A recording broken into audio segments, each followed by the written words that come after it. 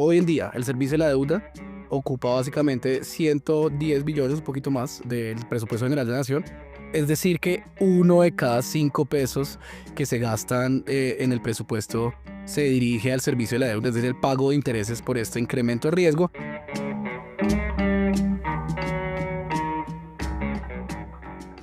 Y hemos visto cómo el mercado sí está interesado con apetito en deuda colombiana, pero a unas tasas de interés muy altas, al punto que los analistas y las agencias de calificación nos preguntamos, ¿esto puede llevar a una situación de insostenibilidad en el mediano plazo? Es decir, que el gobierno cada vez tenga que destinar un mayor porcentaje de sus ingresos a pagar intereses de la deuda en vez de inversión social para el mismo programa de gobierno o para reactivar la economía.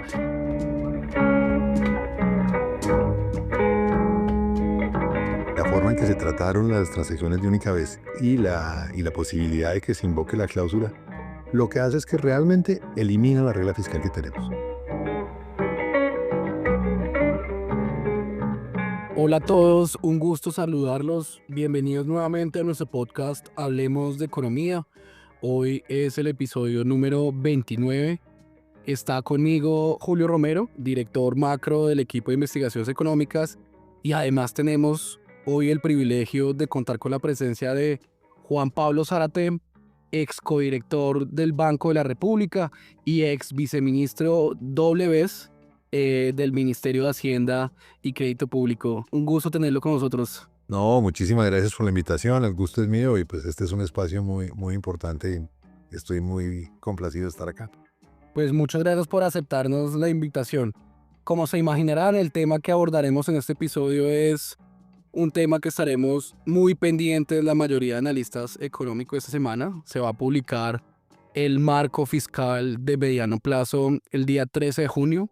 Para los que no son expertos, el marco fiscal de mediano plazo es básicamente la hoja de ruta tanto a nivel macro, pero muy importante a nivel fiscal, no solamente este año, sino los próximos 10 años. Es cuando el gobierno siempre a mediados de año asincera sus cuentas y comparte con el público las proyecciones de cierre fiscal y cierre económico de este año, pero incluso de los próximos 10 años, que en esta coyuntura innegablemente va a ser un tema que a todos nos va a interesar y que por supuesto estamos muy pendientes de la información que nos publique el Ministerio de Hacienda.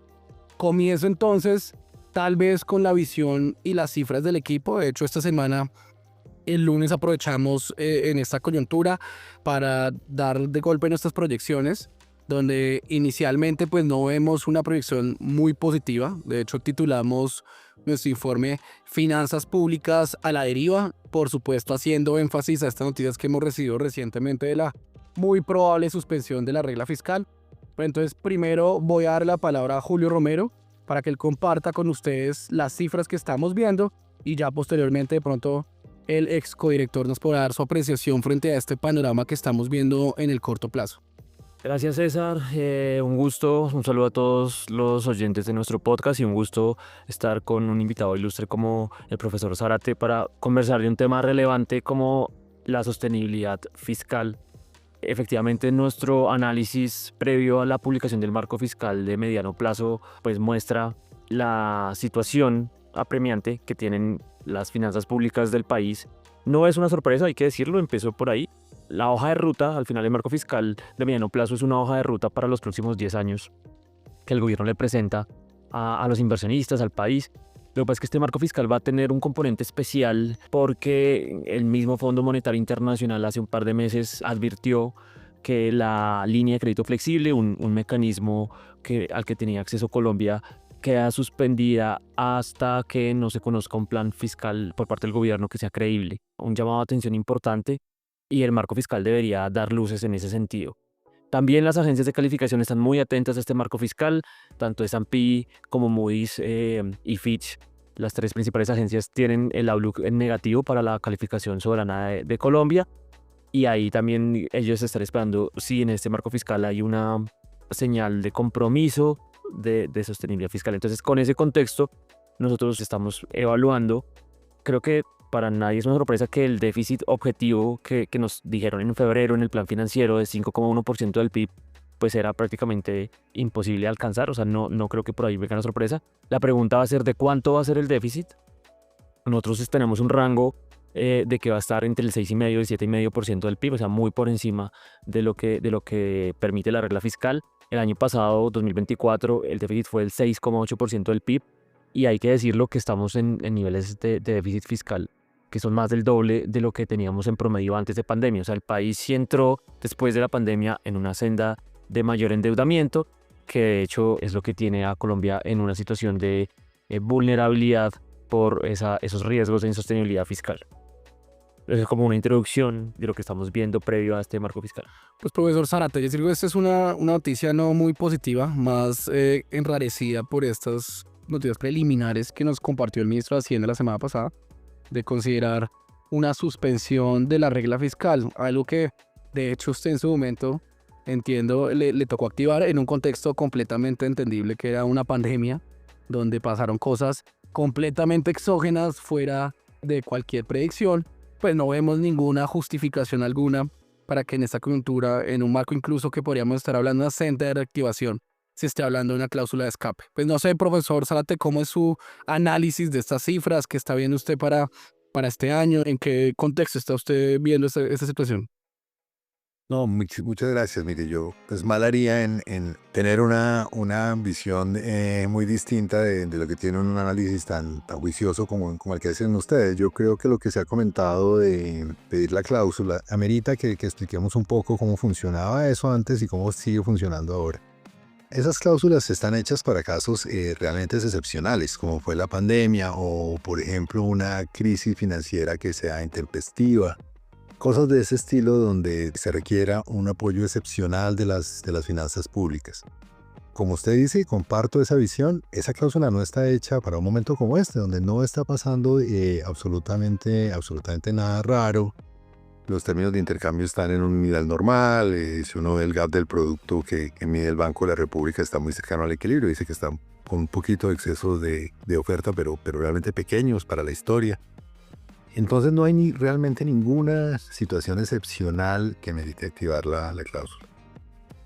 Es probable que la cláusula se active. La forma, digamos, que ocurre es que es el CONFIS, el Consejo de Política Fiscal, quien tiene esa potestad, para lo cual en esta nueva regla, eso no era así antes, pero ahora es mucho más claro, se le pide un concepto no vinculante al CARF. Antes el CARF no existía, había un comité asesor cuando lo activamos en el año 2020. Igual en esa ocasión nosotros le pedimos su opinión al comité asesor, que en ese momento estuvo de acuerdo pues, por lo que representó la pandemia en términos fiscales para Colombia y para el mundo. Yo diría que tanto la activación posible de la cláusula como el uso que se hizo del concepto de transacciones de una sola vez, digamos que puede estar consistente con algún manual o alguna cosa de ese estilo, pero no era lo que se esperaba cuando se diseñó ese mecanismo, ¿no? Y las transacciones de una vez se establecieron para tratar de capturar impactos de la política fiscal que no eran permanentes. Y acá no se hizo eso, se hizo para, digamos, involucrar lo que había sido el comportamiento más estructural de la política fiscal. Esas dos cosas, para mí, la forma en que se trataron las transacciones de única vez y la posibilidad de que se invoque la cláusula, lo que hace es que realmente elimina la regla fiscal que tenemos.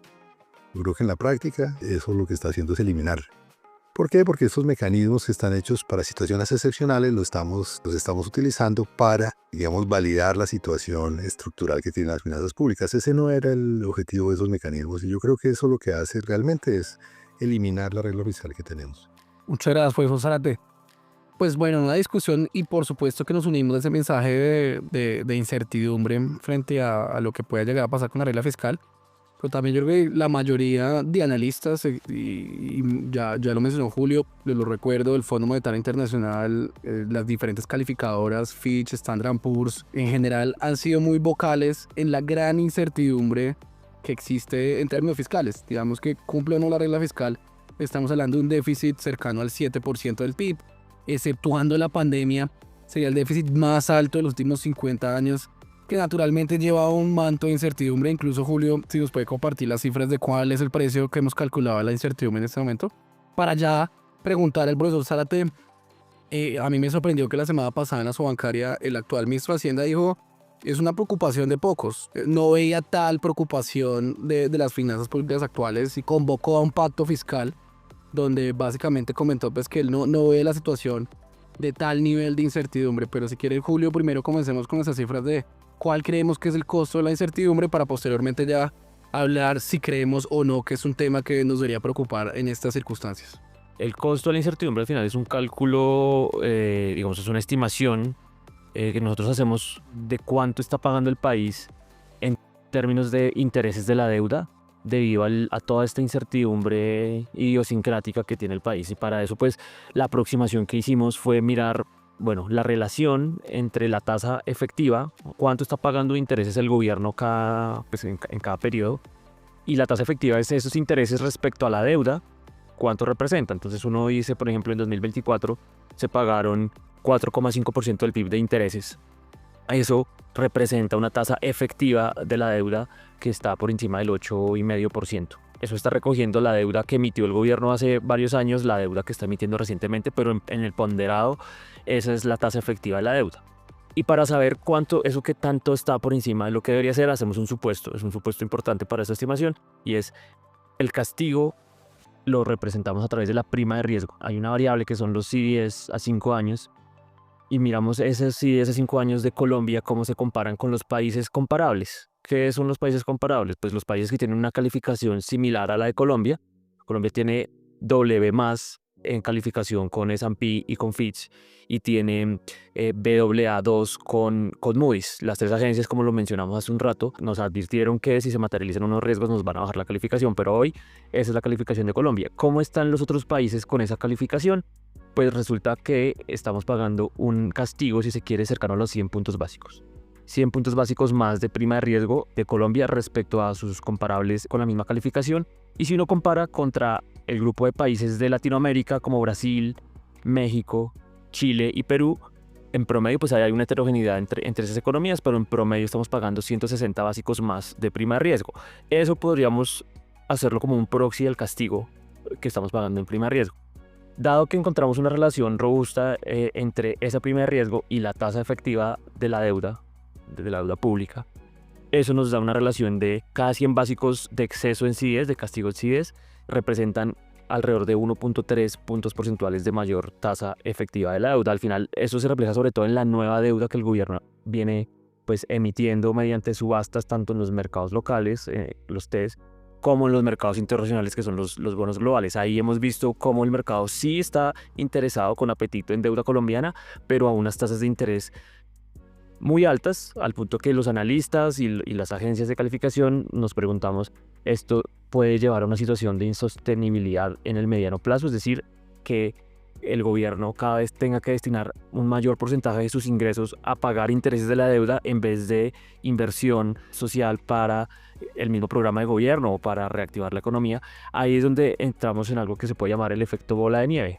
Usted no está logrando tener una deuda sostenible, está teniendo que pagar más intereses debido a ese costo de la incertidumbre y eso nos puede llevar a una senda de insostenibilidad. Me gustaría enfatizar también en el precio de la incertidumbre hoy en día que se paga en términos de presupuesto general de la nación. Hoy en día el servicio de la deuda ocupa básicamente 110 billones, un poquito más, del presupuesto general de la nación. Es decir que 1 de cada 5 pesos que se gastan en el presupuesto se dirige al servicio de la deuda, es decir, el pago de intereses por este incremento de riesgo. Y ya Julio les va a compartir también cuánto es el pago adicional de interés que estaríamos teniendo bajo este análisis. Sí, César, o sea, con el ejercicio que les comenté, que como se dan cuenta, pues establece una relación entre prima de riesgo y tasa efectiva de la deuda, hacemos un contrafactual y es, si no estuviéramos pagando ese castigo que yo mencioné, ¿cuánto sería el ahorro en intereses si nos está dando entre 12 y 15 billones de pesos por año? Puede ser más, claramente, pero pues el diferencial entre prima de riesgo Colombia y sus comparables equivaldría a estar pagando entre 12 y 15 billones de pesos, que eso es entre 0,7 y 0,8% del PIB de ahorro en intereses, como para que tengamos una referencia. Eso representa más de la mitad de una reforma tributaria. Solamente con mensajes de confianza que lograran que el país tuviera la prima de riesgo similar a la que tienen los países con la misma calificación, pero claramente el mercado termina castigando esa incertidumbre y pues lo que estábamos discutiendo con el profesor Zárate de la activación muy probable de la cláusula de escape, pues flaco favor le hace a esa generación de confianza tan necesaria para aliviar la carga de intereses. No, muy interesante. Mire, yo tengo un enfoque muy parecido al de ustedes y es que yo creo que los mercados hablan con los precios, ¿no? Esa es la voz de los mercados, así es como hablan. Y lo que uno ve es que las tasas de interés de Colombia están muy lejos de su calificación, están muy abajo de su calificación.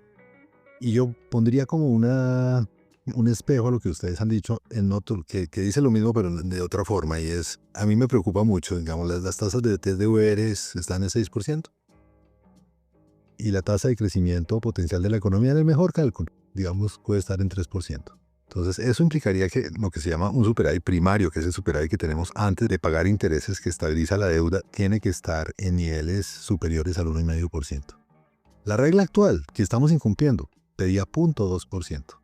Y en estos 25 años de este siglo hemos tenido superávit primarios 3 años. Entonces, fíjese lo que estamos hablando. Estamos hablando con estos parámetros donde, sin lugar a dudas, hay una parte de riesgo y de certidumbre muy grande introducidos en el precio.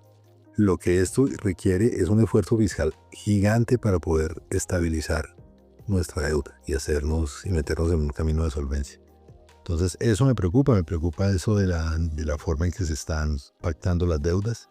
Mucho más fuerte la preocupación en términos de los test tasa fija. Los test tasa fija están, no sé, 12% o 13%, están cerca del 3%. Imagínese usted que son test a 10 años. Imagínese usted que el Banco de la República, como todos esperamos, tenga éxito en volver con la inflación al 3% en año y medio.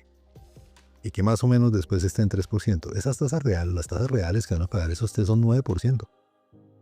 O sea, estamos hablando de una situación donde el superávit primario que vamos a necesitar es muy importante. Entonces, para complementar lo que usted ha dicho, yo creo que sin duda esa incertidumbre está en los precios y me preocupa ese equilibrio va formando hacia la sostenibilidad de la deuda.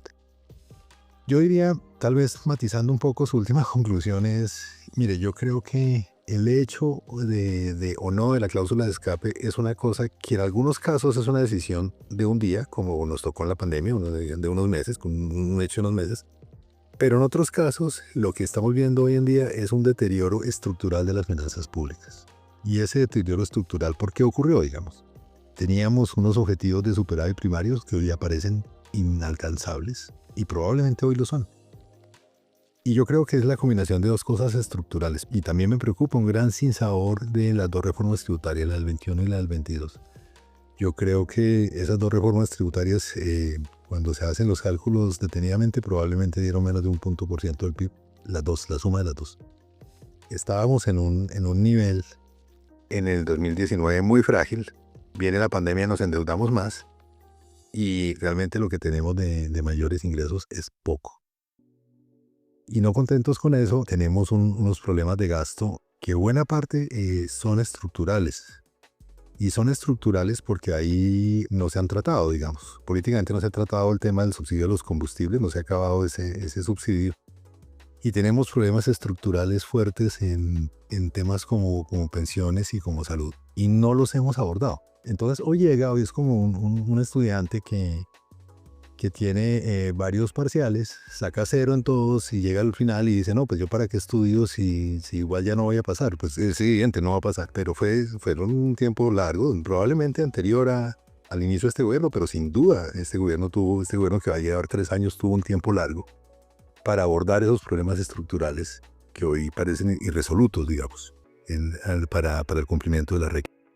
Profesor Zárate, déjeme hacerle una pregunta sobre lo que usted está diciendo porque me parece que es clave y de a quienes nos están oyendo se preguntarán, bueno, ¿cuál es la solución? Porque yo creo que estamos de acuerdo en que es un tema estructural.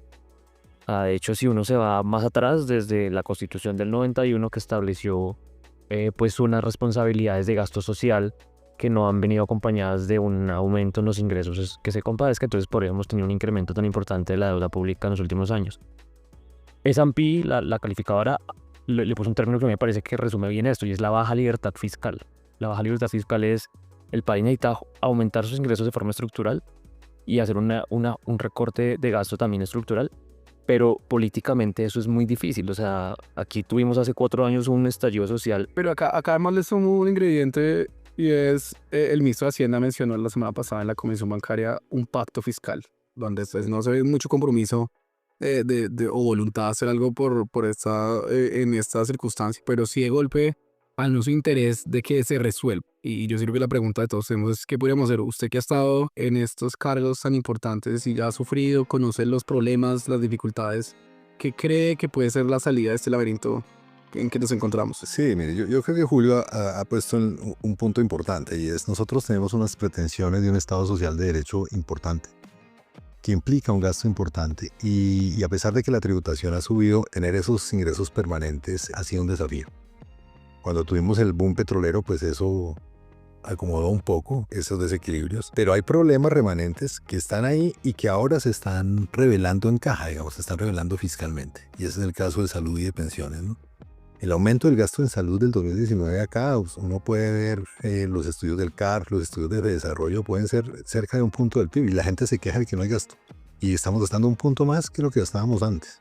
Y en pensiones, de pronto una cosa no tan grande, pero una cosa también relevante. Eso es una cosa que un gobierno puede ajustar del marco fiscal de mediano plazo al presentar el presupuesto, pues claro que no. Pero creo que en los 3 años que lleva este gobierno pudo haberlo hecho. Y lo que vimos fue, digamos, reformas que en algunas cosas van en sentido contrario. Ahora hay cosas a mí que de la reforma pensional que me gustan y de pronto me invitan otro día y hablamos largo de eso, que es un tema bien interesante. Mire, ¿yo qué creo que se puede hacer? Yo creo que este gobierno está en el 3er año de gobierno.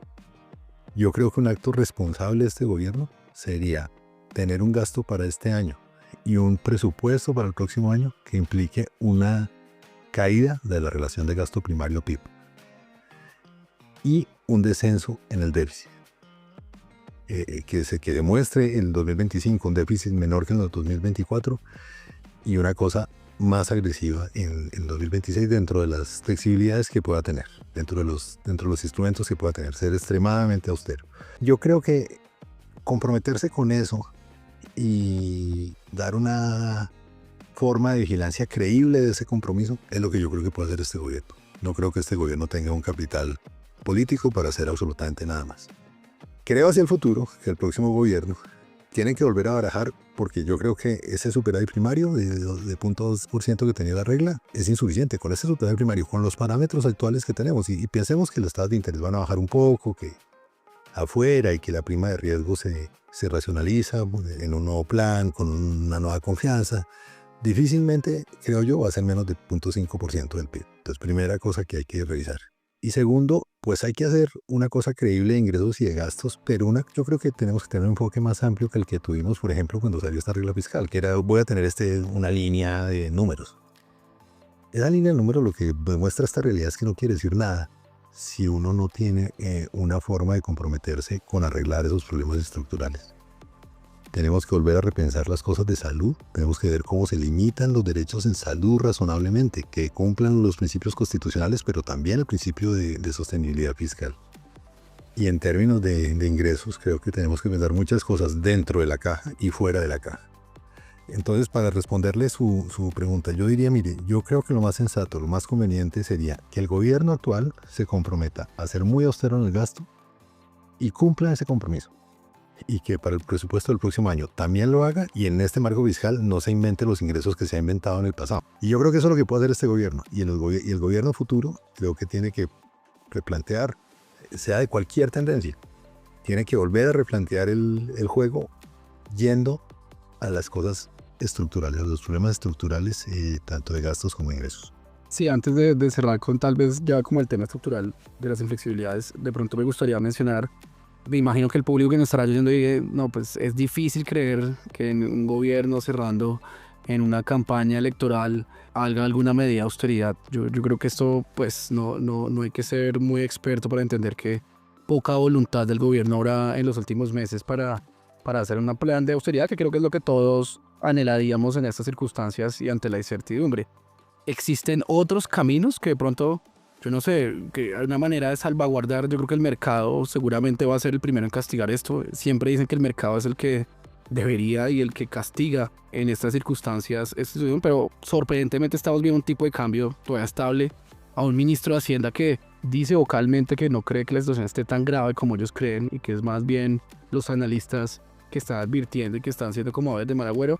No sé, ante este panorama, ya de pronto para antes de la última pregunta, como de los temas de fondos estructurales que le quedará al siguiente gobierno, ¿hay alguna esperanza en lo que resta de este gobierno?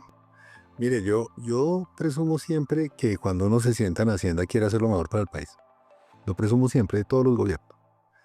Y yo diría, si yo estuviera sentado allí, que no estoy, y es un consejo no pedido que es de lo más harto que hay, pues digamos, un gobierno que ha incumplido 2 veces las metas que él mismo se puso, que que ha tenido esas sobreestimaciones de ingresos, pues tiene una baja credibilidad por razones obvias. Pero creo que lo que podría hacer es hacer una trayectoria muy austera de gasto, cumplirla y entregar eso como una posta para el siguiente periodo. Profe, usted habla ahorita de lograr que el gasto en salud, que ha subido mucho, pues también tenga un principio de sostenibilidad fiscal. Ahora, cuando uno habla de ajustes de gasto, siempre se habla que el 90% o más del 90% del presupuesto es inflexible. Y ahorita, este año vamos a tener una discusión muy relevante en este sentido con el tema de transferencias a los entes territoriales. Al menos como yo lo entiendo, es si el país, si Colombia quiere hacer un ajuste, una reducción del gasto material significativa, necesariamente va a tener que hacer una reforma constitucional. ¿Eso es así o qué tanto margen, qué tanta discrecionalidad hay de un gobierno de este o de cualquiera de decir, listo, yo puedo tener un plan de austeridad porque lo que uno recibe, yo no estaba en el Ministerio de Hacienda, entonces no conozco muchos de los detalles que yo creo que cuando se está dentro sí se ven. En la práctica, realmente el gobierno no tiene mucho margen de maniobra en el gasto. ¿Qué tan inflexible realmente termina siendo esto? Es que el concepto de inflexibilidad es un concepto que tiene una correspondencia temporal muy importante. Entonces, cuando se sienta alguien a hacer el marco fiscal de mediano plazo para el año siguiente, yo hago flexibilidad muy baja. ¿Eso quiere decir que un gobierno no puede cambiar en nada las finanzas públicas? Por supuesto que no. Por supuesto que no. O sea, los gobiernos tienen la capacidad de hacer reformas que en muchas ocasiones se ven hacia el mediano plazo, en otras se ven un poco más en el corto plazo, que cambian la dinámica de las finanzas públicas. Entonces, no, el hecho de que sea inflexible no quiere decir que estén dadas por el Espíritu Santo. Quiere decir que en ese momento, para el próximo año es muy difícil de cambiar porque hay una cantidad de leyes que la datan. Pero las leyes se pueden cambiar para el bien del país. Las reformas constitucionales se pueden hacer. No, digamos, en términos, por ejemplo, en términos pensionales, yo creo que hay muchos debates, pero la situación sería mucho peor si en los 2000 no se hubiera hecho una reforma constitucional que eliminó todos los regímenes especiales. Es claro que eso se ve al final en la caja y se va a ver, y la caja sería mucho peor si eso no se hubiera hecho. Y a eso me refiero con todas estas cosas de salud y de pensiones.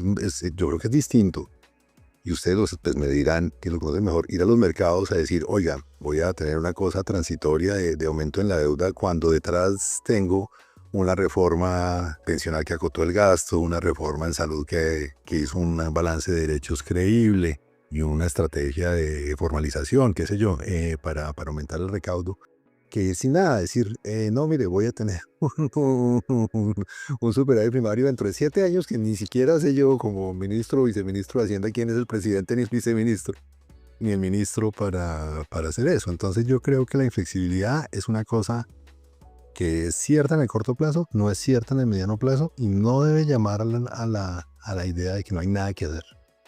Bueno, profesor Zárate, nos complace mucho haberlo tenido acá. Una de las personas que tal vez ha estado más en estas líderes de las finanzas públicas en un momento, diríamos, no muy positivo, porque al menos, como usted bien dice, en el largo plazo, en el mediano plazo, yo sí creo que hay unas luces que uno podría estar viendo y que ojalá esperemos se tornen positivas, y lo que usted también indica, que hacer ese llamado a pensar pues que tanto este gobierno como los siguientes gobiernos trabajarán por esa idea de una mejor situación fiscal. No sé si quieras comentar algo antes de guerra. No, pues muchas gracias por la invitación. Mire, la política fiscal es la gran política de diálogo de la sociedad, digamos. Esa es, digamos, la política monetaria es muy bonita, maneja bien el ciclo de corto plazo, pero la política de verdad, donde se están viendo los incentivos y la forma de pago de los bienes públicos que la sociedad quiere tener, es la política fiscal.